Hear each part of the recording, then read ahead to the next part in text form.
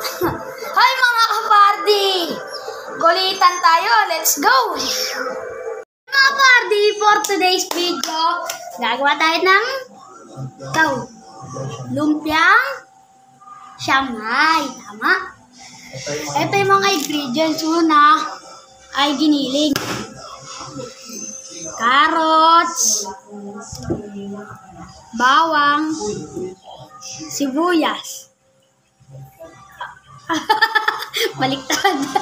Bawang, sibuyas,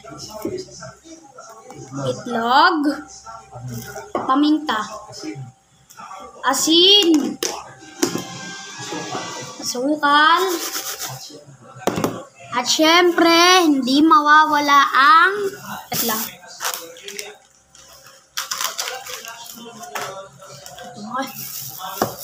hindi mawawala ang lumpiang wrapper. Abangan nyo yung next video, yung mini-mekos-mekos ko na.